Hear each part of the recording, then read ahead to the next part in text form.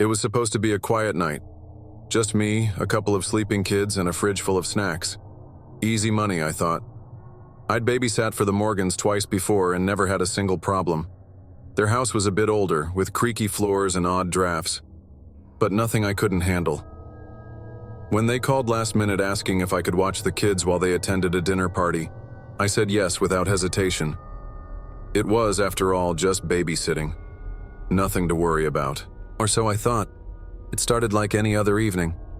I arrived around 7 p.m., and Mr. and Mrs. Morgan gave me their usual rundown. Emergency numbers on the fridge, bedtime at 8:30 for both Emma and Tyler, and not to worry if the old plumbing made weird noises. Typical stuff. The kids were sweet as ever. We played a couple of board games, had some microwave mac and cheese, and they were both tucked in and asleep by 8:45. I settled into the living room with my phone and a blanket, half watching a movie while scrolling through social media. It was around 10:20 p.m. when I heard the first sound. Footsteps. Upstairs. I paused the movie.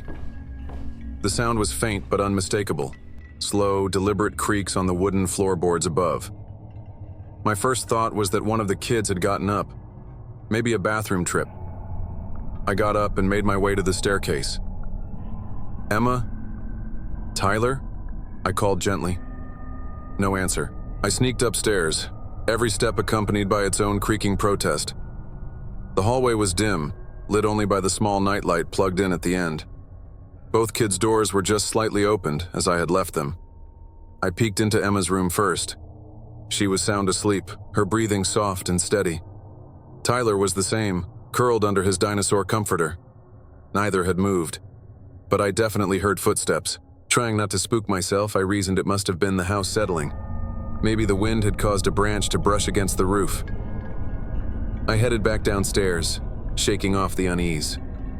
I had barely sat back on the couch when I heard it again. Footsteps, heavier this time, more distinct, not pacing, walking. This wasn't the wind. A sharp chill ran down my spine. I grabbed my phone, flipped on the flashlight, and stood at the base of the stairs, listening. The footsteps stopped. Silence. I sneaked back upstairs, this time with more urgency. I checked the kids again, still asleep, still undisturbed. Then I noticed the attic door. At the end of the hall, just above the linen closet, was a pull-down attic entrance, and it was noticeable that it had been opened. That door had been closed shut the last time I was up. I was sure of it. I stood there for a few long seconds, heart pounding in my chest. Every scary babysitter story I'd ever heard started to flood into my mind. But I had to check. I couldn't call the Morgans in a panic over what might be a loose hinge. I slowly reached up and pulled the cord. The ladder unfolded with a loud clatter that made me jump. Shining the flashlight into the attic, I called out, "Hello? Is someone up there?" Nothing. I climbed the ladder cautiously, peeking my head just above the floorboards. The attic was dusty, filled with boxes and old furniture. Nothing moved. No signs of an intruder. Then I saw the footprints. In the thin layer of dust across the floor were unmistakable shoe prints. Not from me. Not from the kids. Fresh. Leading from the attic door to the far corner where a large antique wardrobe stood. Every instinct in my body screamed to go back down, to run, to call the police. But curiosity, or stupidity, got the better of me.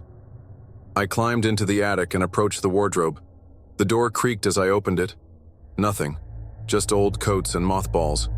I backed away, heart hammering. That's when the wardrobe door slammed shut behind me. I let out a scream, spinning around, flashlight whipping in every direction. Nothing. No one. I backed toward the attic entrance, desperate to leave when I heard it again. Footsteps. Not in the attic. Downstairs. I froze. Something, or someone, was in the house.